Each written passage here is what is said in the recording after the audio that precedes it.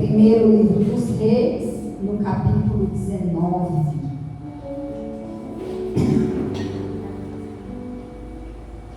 Glória a Deus. Palavra maravilhosa de Jesus, Senhor. Diz assim a palavra de Deus, irmãos. Vamos ler aqui, a partir do versículo 1 até o 5.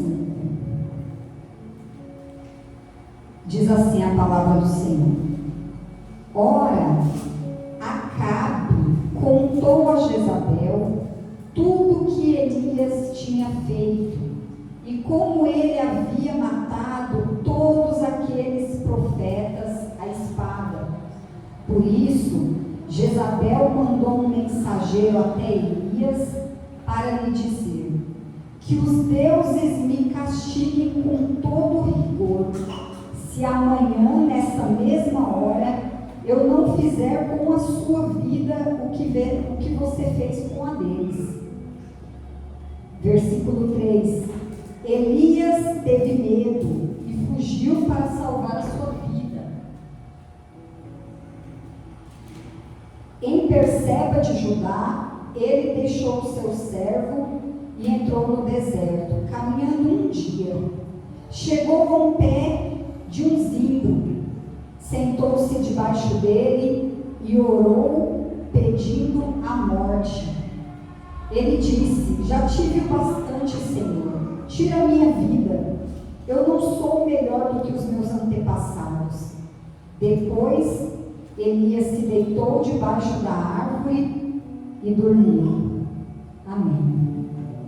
Senhor, muito obrigada, meu Deus, por mais esta palavra, Senhor, porque estamos aqui reunidos na Tua casa, Senhor. Meu Deus, aqui estou eu, estão os meus irmãos, é a Tua igreja, Senhor. Nós somos o Teu povo, nós somos aqueles a quem o Senhor chamou, resgatou, tirou das trevas, trouxe para a luz, e hoje nós estamos aqui, Senhor. Eu não sei, meu Deus, como está o coração, como está a vida dos meus irmãos, mas o Senhor sabe. O Senhor sabe como está o meu coração, como está a minha vida, como está a minha caminhada, e também a dos meus irmãos, porque o Senhor é o Deus que conhece a tudo e a todos, e a Tua palavra diz, Senhor, que nada, Senhor, está oculto aos Teus olhos. O Senhor vê todas as coisas, o Senhor enxerga todas as coisas. E eu quero Te louvar, Senhor, nesta noite, pela Tua maravilhosa palavra, Senhor. Quero Te honrar, Senhor, e Te dar graças, porque o Senhor já tem falado comigo, Senhor. E eu peço, meu Pai, que o Senhor fale também com os meus irmãos. Oh Deus Todo-Poderoso, que a Tua palavra nesta noite, ela seja ministrada aqui, Senhor, com poder, com autoridade, palavra que transforma, que dá vida, que muda histórias. Senhor, a Tua palavra, ela é viva, ela é eficaz, Senhor, ela vai até o profundo da alma e do espírito, Senhor. Meu Deus, para trazer mudança, para trazer restauração, para trazer vida. Ó Senhor, nós cremos na Tua palavra. Jesus, usa a minha vida, Pai. Que a palavra que eu disser aqui hoje, Senhor, seja a Tua palavra e não as minhas.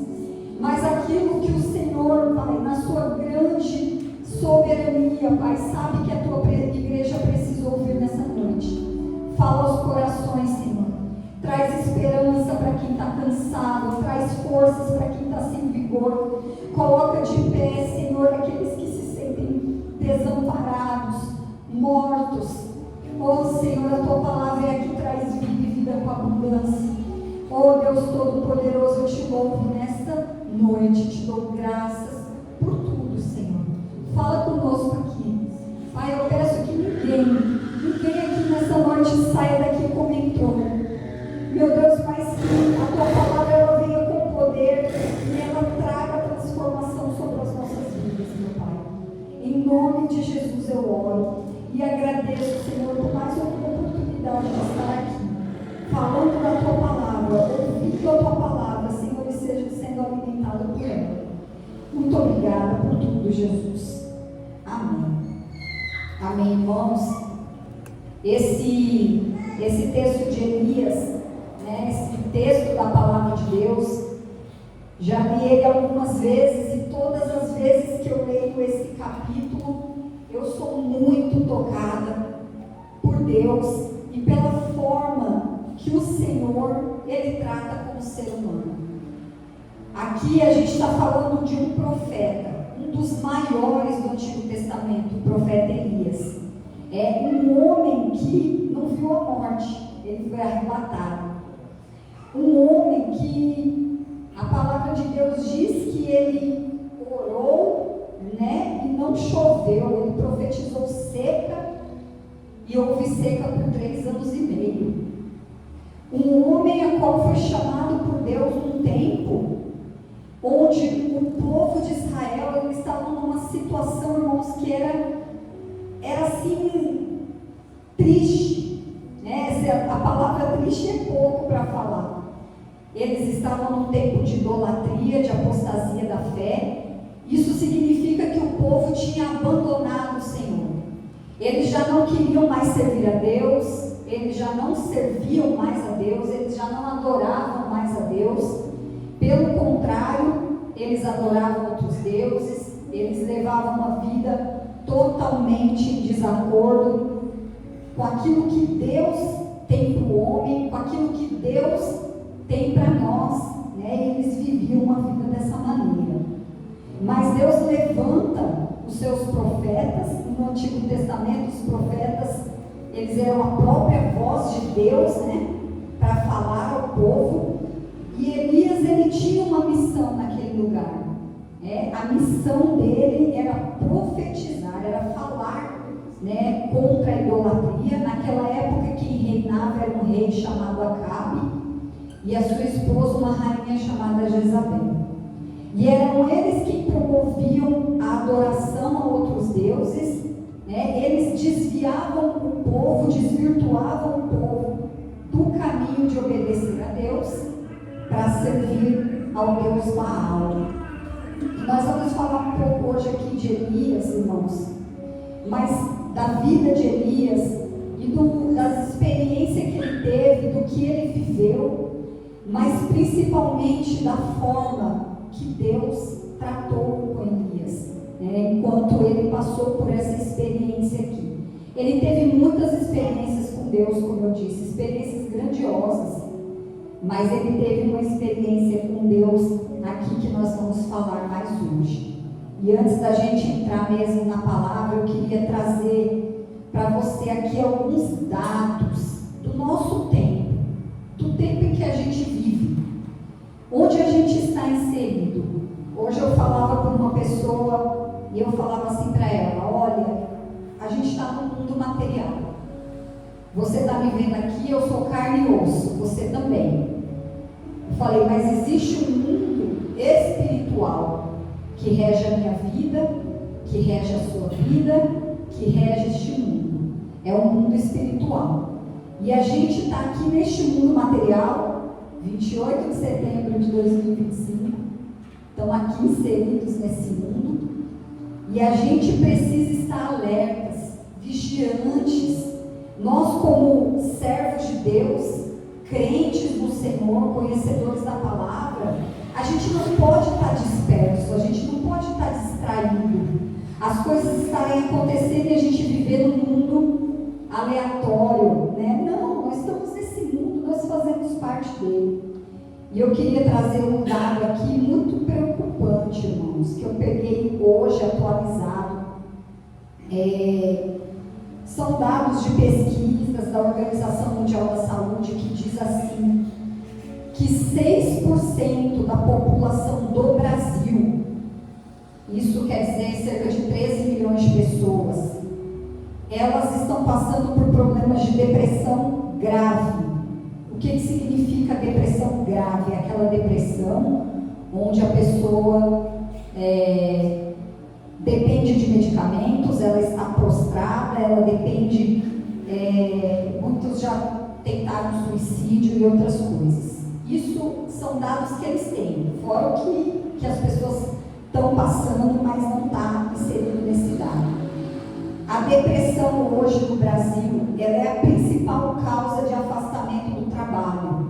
Só em 2024 foram registrados 572.322 afastamentos por depressão e outros problemas de saúde mental. Teve um aumento de 69% nos casos de depressão ou qualquer outro tipo de transtorno mental em relação a 2023. Isso significa, irmãos, que mais de 25% da população tem ou sofre com algum transtorno, com algum problema de saúde mental no país. E olha só, outro dado importante aqui, ó, 2024 foram registrados 16.000, isso que foi registrado, 16.218 suicídios. Isso significa 44 suicídios por dia. Dá mais de um suicídio por hora, enfim. E São Paulo é o estado com o maior número registrado de suicídios. Agora, em 2025, já foram registrados 16.060 até o final de agosto. Então, já um número maior do que em 2024. E também a incidência maior de suicídios está na faixa etária de 15 a 29 anos, que é considerada uma faixa de alto risco, os adolescentes e os jovens, dos 15 aos 29. Teve também uma pesquisa, irmãos, onde foram entrevistadas uma quantidade de pessoas, e mais de 35% das pessoas que foram entrevistadas nessa pesquisa, elas se declararam extremamente infelizes. É muito triste isso, né? E quando eu olho para esse tipo de número e de dado, eu olho para onde eu vivo e as pessoas que estão ao meu redor e a igreja, eu penso que nós convivemos, estamos ao lado de pessoas que estão sofrendo. E muitas vezes a gente não sabe que isso está acontecendo com essas pessoas e de repente a gente só escuta uma notícia, a pessoa não está bem, aconteceu isso, aquilo e aquilo outro. E eu quero dizer, irmãos, para você que segundo a palavra de Deus, esse tipo de coisa, depressão e outras doenças mentais, outros transtornos, outras dificuldades, ao contrário do que se era ensinado há muito tempo, sabe? Quando eu era mais novinha, eu ouvia muito falar, essa pessoa está com depressão, está endemoniada. A ciência já estuda, existem estudos que mostram que existem fatores biológicos, existem fatores genéticos que causam desequilíbrio químico no cérebro, que isso é uma das causas da depressão. Outro tipo de causa, claro, existem os fatores espirituais. Outros tipos de causas, estresse, sobrecarga emocional. Esse mundo que a gente vive, essa loucura que a gente vive, está adoecendo as pessoas. Mas a igreja, nós como igreja, nós temos um papel como alguém que trata, como alguém que cuida, né? E nós temos um papel também de entender e olhar para a nossa própria vida, olhar para nós mesmos e olhar para a palavra do Senhor e ver como que Deus, qual o papel, né?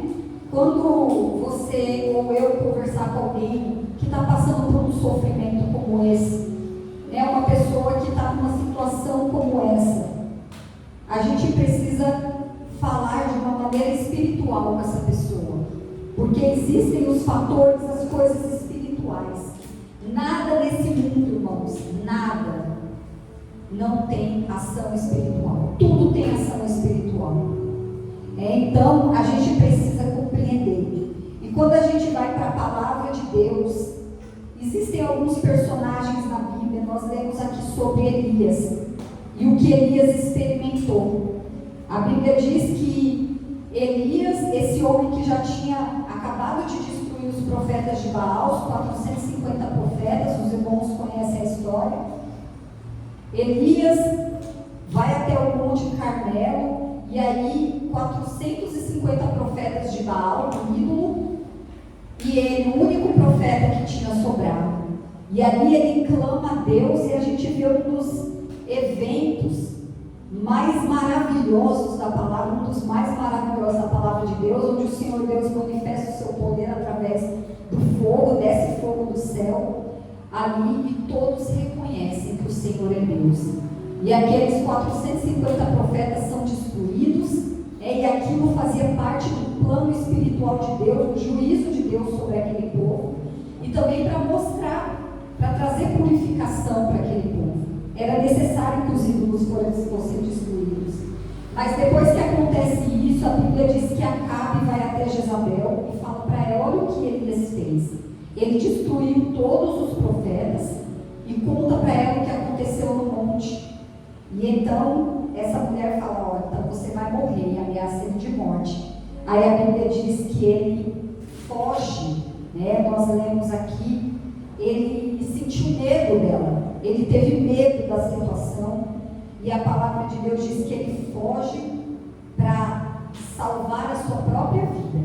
E ele vai para um lugar deserto, caminho de um dia, e aí a palavra de Deus diz que ele vai, se deita embaixo dessa árvore, que é um zimbro, né, que eles falam um tipo de árvore, e ele ora a Deus e pede a morte a Deus. E eu fico pensando que quando Elias fez isso, o que ele estava sentindo? O que esse homem cheio do poder de Deus, cheio do Espírito Santo, que tipo de emoção que tomou Elias? Que experiência era essa da pessoa pedir a morte? Porque, irmãos, assim, eu tenho certeza que todos aqui já passaram situações difíceis na vida, né? Momentos de tristeza, momentos que você sofre, momentos que você passa por angústia. Eu também já passei, mas eu nunca pedi a morte para Deus. Eu nunca orei falando: Senhor, me leva. Eu acredito que a pessoa que chega a um ponto desse, ela está realmente num desânimo, um sentimento tão profundo, tão grave, de abatimento de alma, de cansaço, de desistência, de falar assim: eu não quero mais viver. Isso é muito triste. Quando nós sabemos que Jesus, ele disse: eu vim para que vocês tenham vida e a tenham com abundância. Jesus, ele disse: se o Filho vos libertar, verdadeiramente vocês serão livres. Essa é a palavra de Jesus. Quando Deus criou o homem lá no Éden, no jardim do Éden, Deus criou o homem para um relacionamento. Deus criou o homem para ser filho. Deus criou o homem e a mulher para ser família, para estar perto dele. Deus é um Deus de amor, de misericórdia. Agora imagina só Elias nessa situação, pedindo, uma tristeza profunda, pedindo a Deus a morte. E aí, quando ele faz essa oração, nós vamos ver o que acontece. Como que o mundo espiritual, quando eu digo o mundo espiritual, como que o Senhor Deus olhou para Elias naquela situação e tratou com ele. E eu não, irmãos, lá em Tiago 5,17, a Bíblia diz assim, que Elias foi um homem sujeito às mesmas paixões que nós. Porque a gente tem o costume de às vezes olhar para os personagens da Bíblia e achar que eles eram muito melhores do que nós, que eles eram mais cheios da unção, que eles eram mais poderosos, que eles eram mais fortes. Eles tinham o chamado de Deus, assim como nós temos. Eles tinham a presença de Deus, assim como nós temos acesso à presença de Deus quando nós clamamos. E aí nós vamos ver como que Deus tratou Elias quando ele estava nesse momento, nessa situação. E eu entendo que na vida de qualquer pessoa, irmãos, quando a pessoa ora, você veja que Elias, ele podia ter chegado ali debaixo daquela árvore e ter se deitado ali, ter ficado, não ter falado com Deus. Mas ele falou com Deus, ele orou. Ele teve forças para orar naquela situação ainda que ele estava, ainda que fosse para dizer: Senhor, me leva, porque eu não sou melhor do que ninguém, do que os meus antepassados. mas ele estava exausto emocionalmente.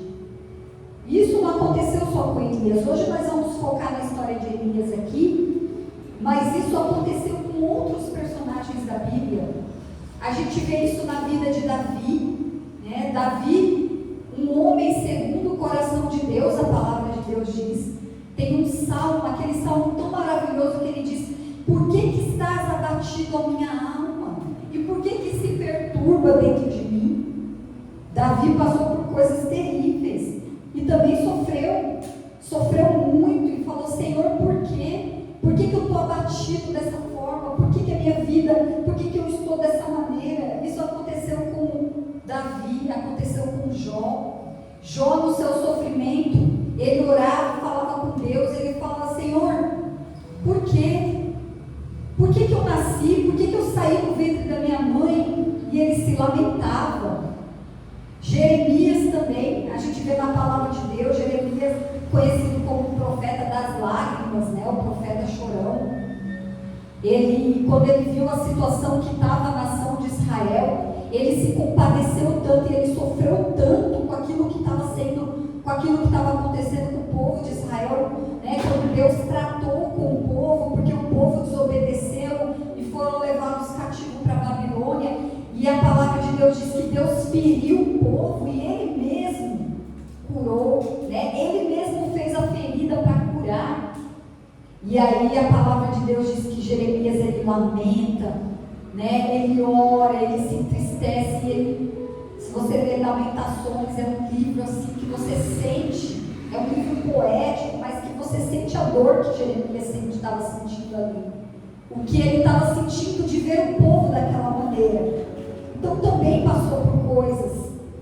Paulo, a Bíblia diz, o apóstolo Paulo, que ele tinha um espinho na carne, né? Que nós não sabemos o que é, a Bíblia não revela o que era exatamente o espinho na carne de Paulo, mas ele orou por 3 vezes pedindo: Senhor, tira de mim esse espinho. E a palavra de Deus diz que a palavra veio até ele e disse: a minha graça te basta, porque o meu poder se aperfeiçoa na fraqueza. Quando ele disse: a minha graça te basta, o que é a graça de Jesus, né? Quando nós falamos o que é a graça de Jesus na nossa vida, a graça de Jesus é um favor que nós não merecemos.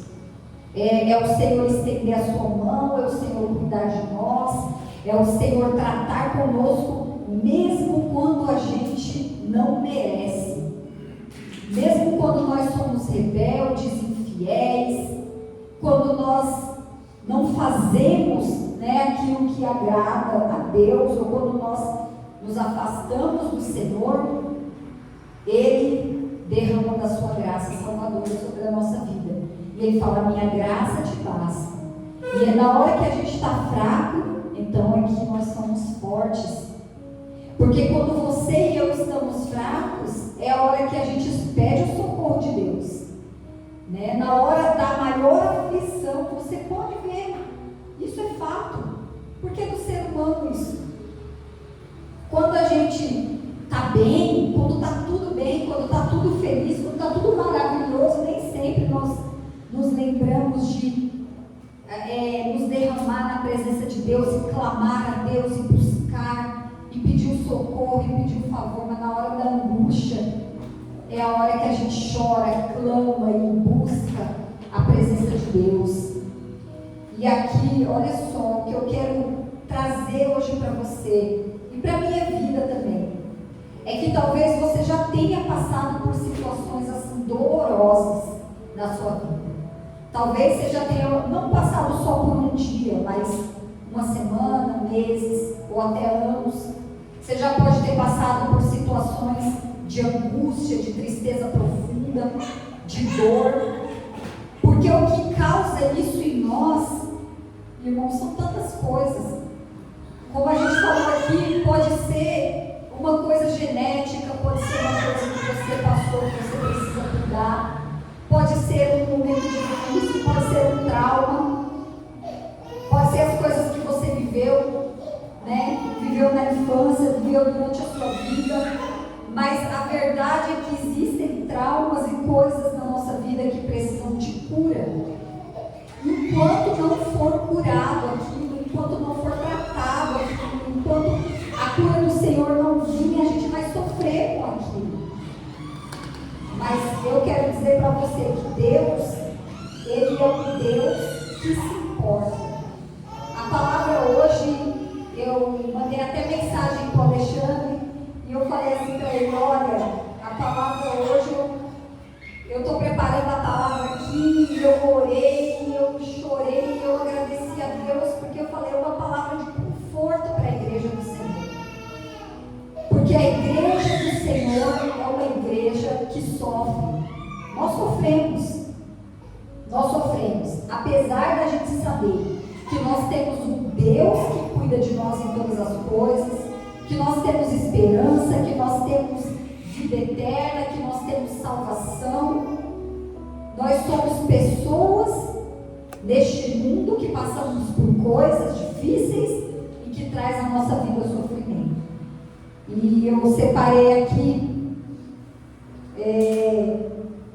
3 pontos para a gente analisar aqui junto da palavra de Deus, como que é esse Senhor que você tem, como que é o Deus que você serve, como é o Deus que eu sirvo e como que Ele trata com a gente no momento difícil, da dor, da angústia, no momento em que você não vê esperança, no momento em que você não sabe o que fazer, no momento em que a gente não tem direção, não tem saída. Deus, Ele trata a gente com amor. Olha só, no versículo, eu quero ler junto com você, a gente vai ler cada versículo aqui, a partir do versículo 6, a Bíblia diz assim que Elias, então, ele ora ali debaixo da árvore e ele pede a morte, né? E aí ele dorme. E aí no versículo 6 diz assim, ó: de repente, um anjo tocou nele e disse: levanta-se e coma. Elias então olhou ao redor e ali junto à sua cabeça havia um pão assado sobre brasas quentes e um jarro de água. Ele comeu, irmãos, eu estou muito emocionada com essa palavra, muito mesmo, porque o que Deus faz pelo ser humano, veja só, ele fala: levanta e come. Elias olhou ao redor e ali junto havia um pão na brasa quente e um pouco de água. A primeira coisa que Deus fez foi enviar, olha só, a gente vê o cuidado de Deus, a atenção, a proteção, o zelo de Deus com a vida de Elias, um alívio para o sofrimento dele, o conforto. Você veja que primeiro, Deus, Ele traz um cuidado sobre a vida de Elias, que não é só físico, ele é físico, ele é emocional e ele é espiritual. Ele é físico, irmãos, primeiro porque Deus, ele viu o anjo que entrega pão e água para Elias, para ele comer. Depois, você veja que é um cuidado emocional, porque não tem acusação ali. Deus não envia alguém para falar: Elias, por que você está aí prostrado? Por que você está caído? Não. Deus, ele manda um anjo para alimentar Elias, para acolher, para dar força e dizer: olha, levanta e come, que a sua viagem será longa. Então, o primeiro agir de Deus que a gente vê aqui, a primeira tratativa do Senhor com a vida de Elias é o cuidado. O cuidado em todas as áreas da vida dele, física, emocional e espiritual. E assim também na nossa vida. Obrigada.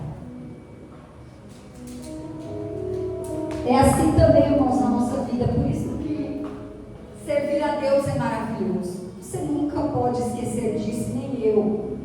Que servir a Deus é maravilhoso, porque no momento em que você passar qualquer situação, seja ela qual Deus dessa forma. Aqui Elias, ele foi tratado, Deus enviou um pãozinho, a água para ele, né? Deu um acolhimento e falou: agora você levanta, come, porque a sua jornada é longa, né? Não discutiu, não falou que história é essa de morte, o que você está pedindo. Deus só falou para ele que ele tinha uma jornada longa. Por quê? Porque lá atrás Elias tinha sido chamado com um propósito, ele tinha algo que Deus precisava completar aquela obra. E com a gente também é assim, na nossa vida também é assim.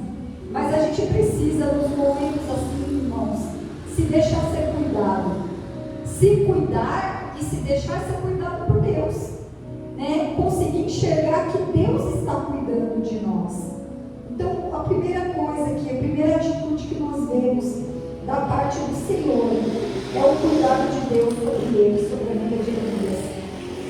Aí aqui a partir do verso 7, olha só, diz que o anjo do Senhor voltou, né? Tocou nele e disse: levanta e come, pois a sua viagem será longa.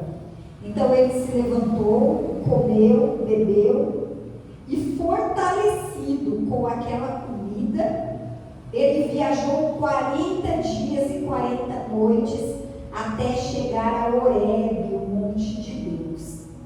Então, depois daquele cuidado que o Senhor enviou para ele através do anjo, ele se fortaleceu, levantou, saiu, caminhou e ele foi para uma caverna onde ele foi passar a noite, diz a palavra de Deus. Aí o segundo ponto que eu anotei aqui, irmãos, a forma que Deus trata, que Deus tratou com Elias e trata com o homem, é através da sua presença, da revelação. Olha só, a Bíblia diz que depois que Elias chegou lá na caverna, não foi mais um anjo que apareceu para Elias e que foi falar com ele, foi o próprio Senhor. Olha só, no versículo, aqui a partir do versículo 9 mesmo, diz assim: a palavra do Senhor veio a ele e disse: o que você está fazendo aí, Elias? Quando ele estava na caverna. Aqui já foi a voz do próprio Deus falando com ele. E então ele diz assim: olha, eu tenho sido muito zeloso pelo Senhor. Ele ainda estava se explicando para Deus o que estava acontecendo com ele. Ele falou: os israelitas rejeitaram, Senhor, a tua aliança, quebraram os altares, mataram os profetas a espadas, e só sobrou eu sou o único. E agora também eles estão tentando me matar. Então o Senhor diz para ele: saia e fique no monte, na presença do Senhor, pois o Senhor vai passar. Então aqui, irmãos, olha só, depois que Deus cuida dele, Deus se revela a ele de outra maneira, através da presença de Deus. Não é mais um anjo, é o próprio Deus. E a Bíblia traz uma coisa, um texto aqui tão interessante que eu fiquei pensando, por que Deus, né, a Bíblia vai, quando você lê aqui, você vai ver que veio um vento forte, muito forte, né, como se fosse, a Bíblia diz aqui um vento fortíssimo que passou ali, mas Deus não estava, a Bíblia diz, Deus não estava no vento forte. Depois veio um terremoto, mas Deus não estava no terremoto.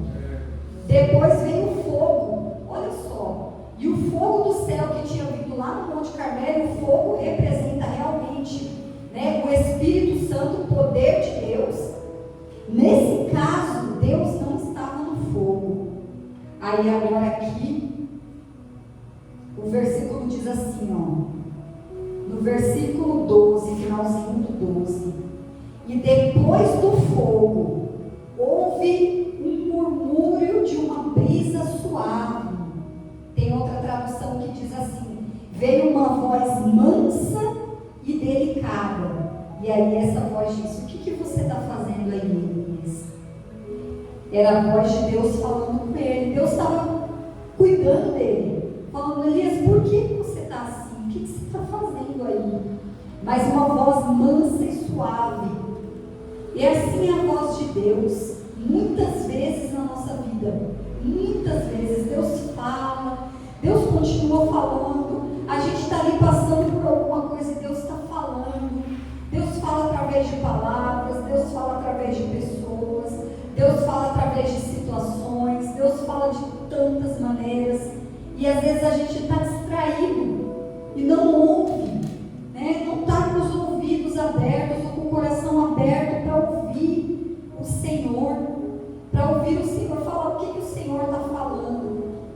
E é importante, irmãos, é fundamental que quando a gente estiver num momento como Elias estava, de sofrimento, de tristeza, de dor, de angústia, de dificuldade, de não saber o que fazer, você precisa tentar ouvir o que Deus está falando, porque Deus não está ausente.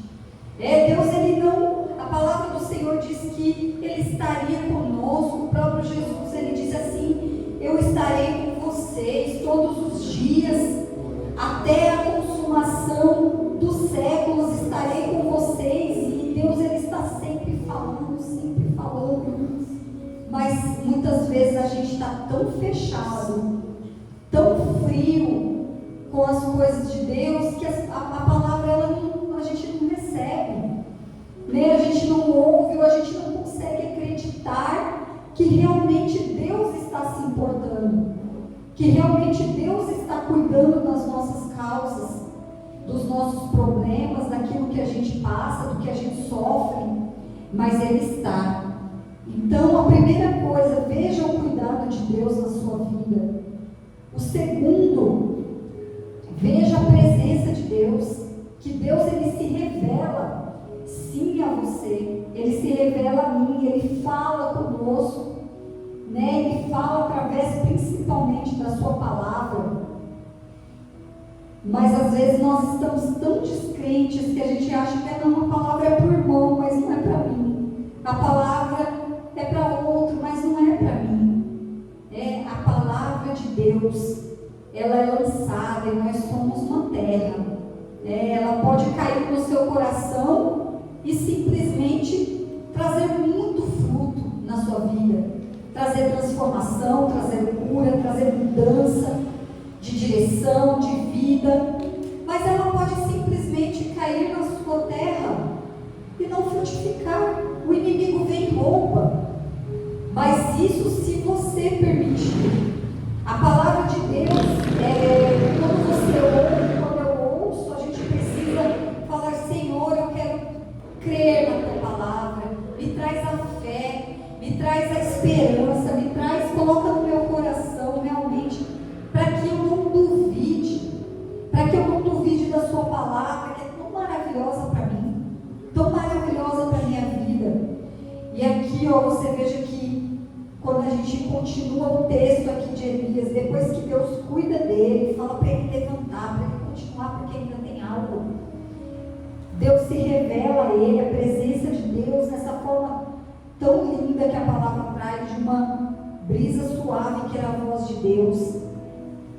E aí diz a palavra no verso 13, que quando Elias ouviu essa voz, ele puxou a capa para cobrir o rosto, saiu e ficou à entrada da caverna. E mais uma vez a voz falou: o que você está fazendo aqui, Elias? E aí mais uma vez ele contou a mesma história: os profetas foram mortos, agora estão tentando me matar, né? Mais uma vez ele falou o que ele estava sentindo para Deus. E aí o Senhor responde para ele. E aqui está o terceiro ponto, que Deus fala também conosco nesses momentos. Ele mostrou para Elias que existia um propósito para Elias lá na frente. Ele ainda tinha coisas para fazer, né? Não tinha acabado ali. Então Deus, ele traz uma palavra de restauração para ele e faz ele enxergar e ele entender qual que era o propósito. Qual que era o propósito de Deus, né? E aí o Senhor diz para ele no verso 15: volte pelo caminho por onde você veio e vá para o deserto de Damasco. Mais uma vez Deus não fala sobre a morte, sobre por que ele está pedindo morte, só fala o que ele está fazendo ali e Deus explica para ele, o Senhor fala para ele, ó, volte para o caminho por onde você veio e vá para o deserto de Damasco. Aí olha, veja que ele tinha uma missão. Elias, desde o início, ele tinha uma missão, um propósito que tinha que se cumprir. Aí Deus falou, ó, chegando lá, você vai ungir Azael como rei da Síria, você vai ungir Jeú, filho de Nimsi, como rei de Israel, e unja também Eliseu, filho de Safate, de Abeal, Meolá, para suceder você como profeta. Olha só, aqui a gente enxerga o que Elias ainda tinha para fazer. Né? Ele ainda tinha algo que Deus, que era um propósito de Deus, que Deus tinha na vida dele, porque tinha chamado ele e que ele precisava cumprir. Então, na nossa vida também é assim, na sua vida é assim. Você precisa se lembrar do propósito. O que é propósito? Eu anotei aqui, olha. Vou falar rapidinho para a gente já concluir a palavra. Mas olha só, propósito é a razão pela qual algo ou alguém existe. Isso é a definição de propósito. Existia uma razão na vida de Deus. Ele tinha coisas para fazer. Nós temos coisas para fazer. Se a gente está aqui, se Deus permitiu vida para nós, é que nós temos propósito, temos coisas para fazer. Propósito é um sentido, é uma missão, é um objetivo maior, é algo maior na sua vida, que vai orientar todas as suas ações, as suas escolhas e o seu caminho. Então, quando a gente entende o propósito de Deus, e na vida do cristão, não são propósitos só de vida, são propósitos espirituais, porque cada um foi chamado com um propósito, e o propósito significa, espiritualmente falando, qual que é a vontade de Deus para a sua vida? Qual que é a vontade de Deus para a minha vida? Quando Deus olha para a minha vida, o que Ele quer fazer com a minha vida? Ninguém está aqui por acaso. Ou a nossa vida não está aqui porque não importa para nada. Existe um propósito real de Deus e uma vontade de Deus a se realizar na minha vida e na sua vida. Esse é o propósito de Deus para nós. É a vontade de Deus que Ele tem para cada um. E quando nós sabemos e reconhecemos o propósito de Deus para nós, Ele vai te direcionar. Ainda que seja no momento da dor, da angústia, da dificuldade, né, das coisas que você olha e não vê sentido, você vai passar a ver sentido. Porque você vai falar, não, Deus me chamou.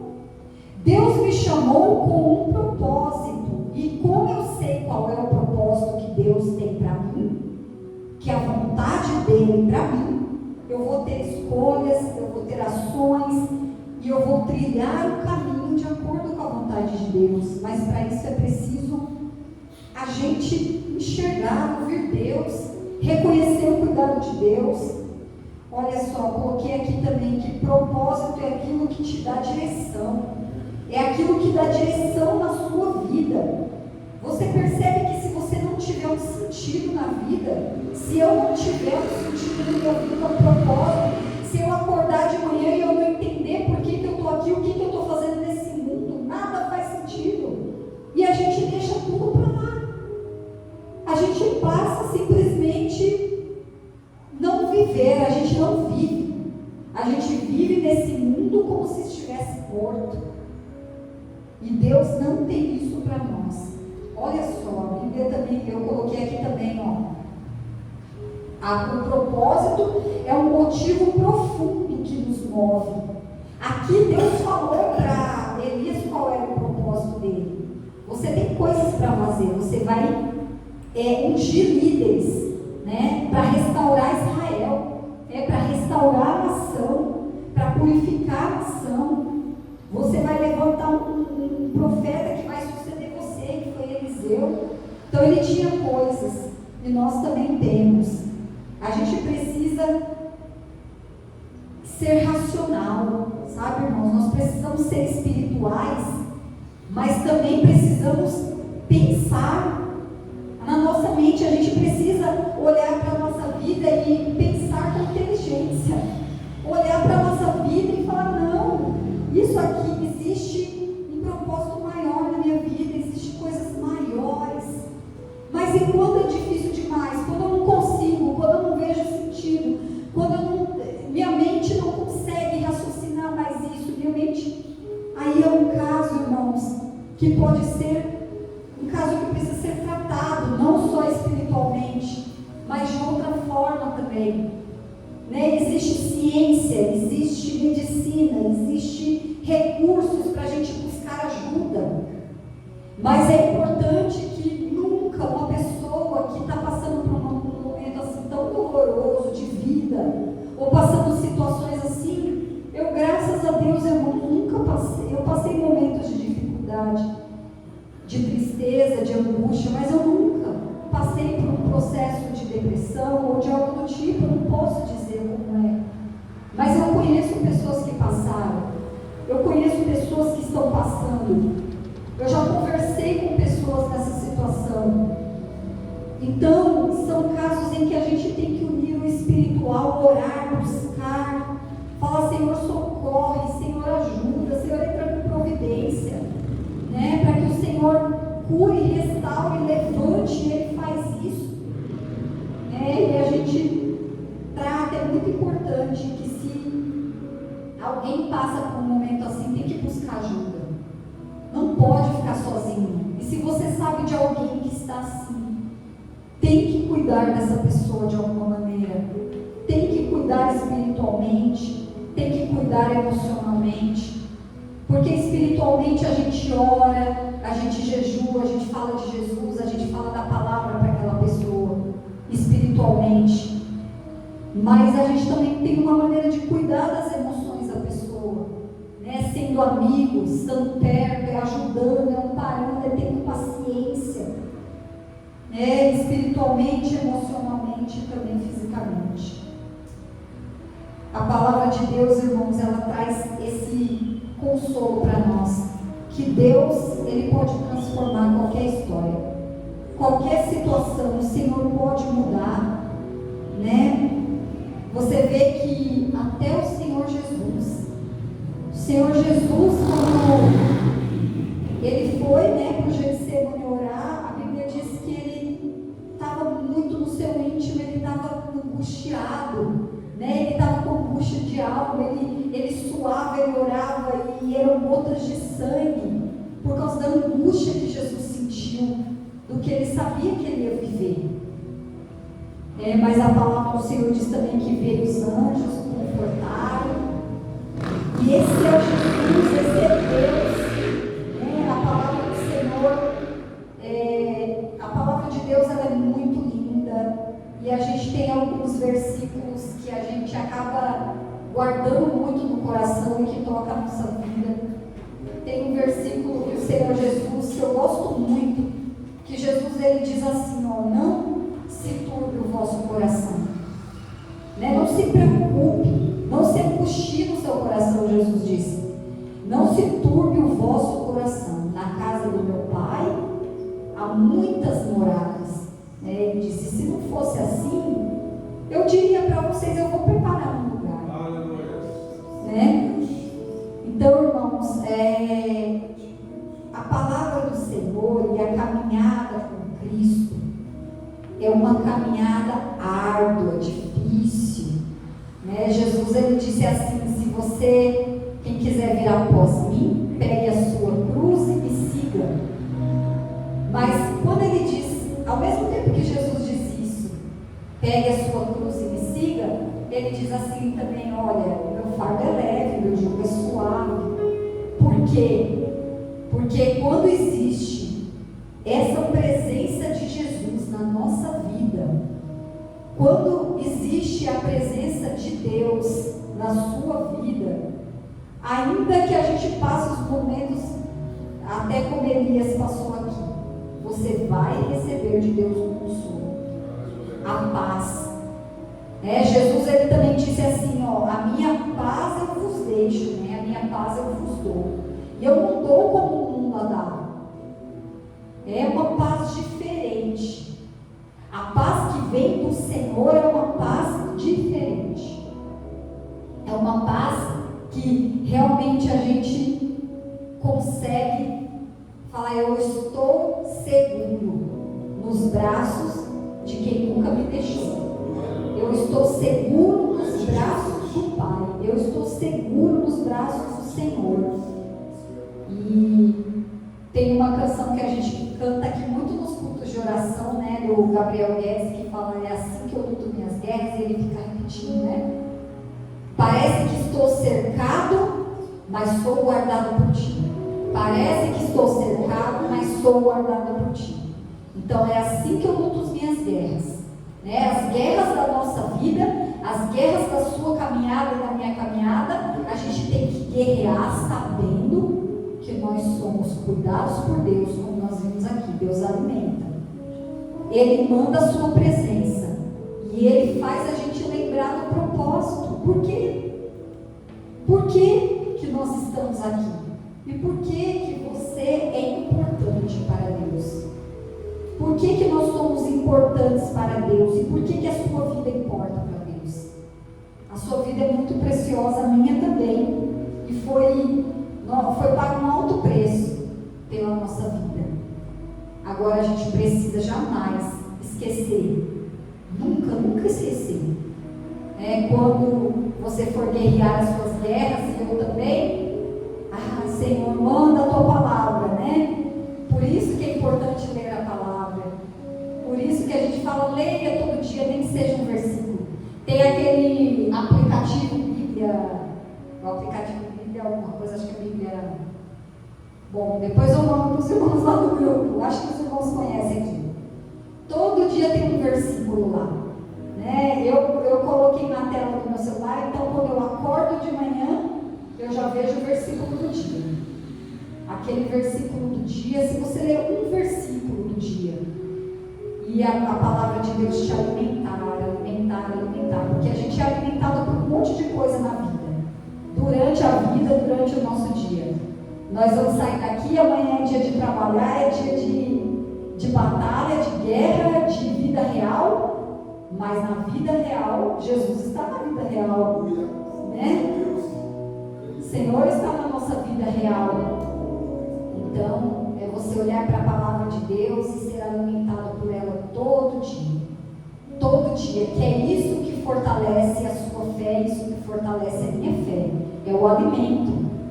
Aqui, quando a gente vê na vida de Elias que ele foi alimentado com pão e água, e a gente olha espiritualmente o que significa o pão e a água. O pão é o próprio Cristo, né? Espiritualmente falando, Jesus, ele diz: eu sou o pão da vida, né? A água é o Espírito, né? O pastor pregou aqui semana passada sobre a purificação através da água. O pão, a água foi o que alimentou ele, e a Bíblia diz que ele se fortaleceu e andou mais 40 dias com aquele pão, com aquela água, com aquele alimento do céu para ele. Então, o alimento do céu é a palavra de Deus. Nós somos cristãos fortes, um povo de Deus forte, você tem que crer nisso. Amém, irmãos? Nós vamos orar então, agora agradecer a Deus por tudo, mas principalmente porque nós temos essa presença maravilhosa, esse cuidado maravilhoso do Senhor na nossa vida. Enquanto nós estivermos aqui, Ele